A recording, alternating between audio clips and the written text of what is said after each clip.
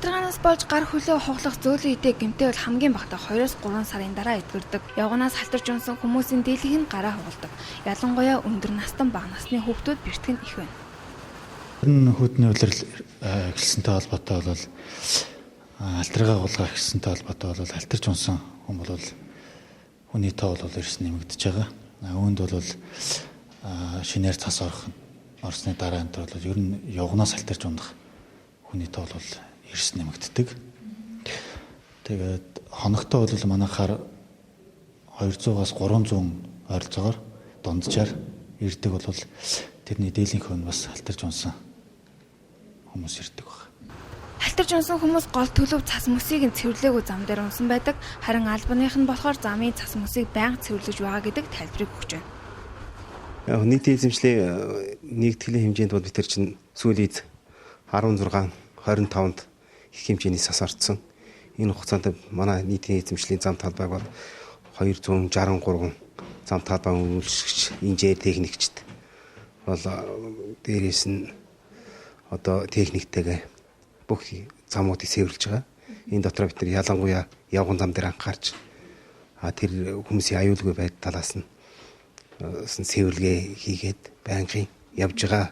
Ер нь бол их хэмжээний сас хоримтлагдаад тэрийг өдөр тутам 12 машин, хог тээврийн машинтай тэгээд бобкаттай ачигч техниктэйгээ нийт зам талбайд байгаа хог хаягдлуудыг ачаа явж байгаа.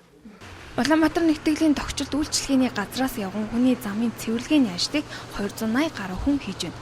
Өдөр бүр цас нэмж ордог учраас бүрэн цэвэрлэж амждаггүй гэх тайлбар өгч байгаа. Мөн аж ахуй нэгж бүр өмнөх талбайгаа цэвэрлэх үүрэгтэй энэ бүх ажил хийгддэг гэдгийг иргэд хэллээ. Одоо их зас нөгөө нэмгэн байгаа болохоор гайг болох шүү дээ. Яг их ороод ирэх юм бол жоох юм. Яг одоогоор бол энэ бялтаан шалнууд бол айгүй халтардаг. Зүгээр энэний оронд цементэн зам байвал зүгээр л байдаг байхгүй юу? Энэ хүнд шүү дээ.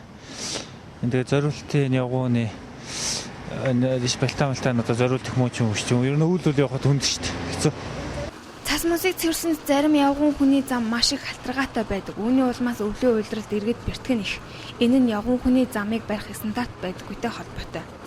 Хугацаанд нийтийн эзэмшлийн зам талбай одоо элементэд ашиглаж исэн хавтангуудыг юу авч үзэх юм бол ихэвчлэн гүлгэр гадаргуудаа боржин эсвэл одоо их одоо гүлгэр өвөлдөө цас мөс тогтдоггүй тэрэн дээр хүнс авч унахад ийм аюул үүсгдэг хавтангуудыг бол бид нар дахин сольж тэрийг бол одоо бас эсвэл гадна талын зориултын багжаар одоо цохиж нүдэж барзар гадаргуутай болох энэ ажлыг бол хийж авч хэрэгжүүлж явж байна.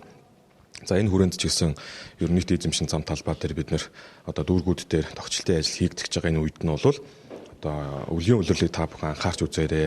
Иргэдийн хувьд халтрагаанаас болоод бэртгэд хариуцлага хүлээх албан байгууллага байдаггүй. Хаана хандхаа мэдэхгүй хохирж үлддэг.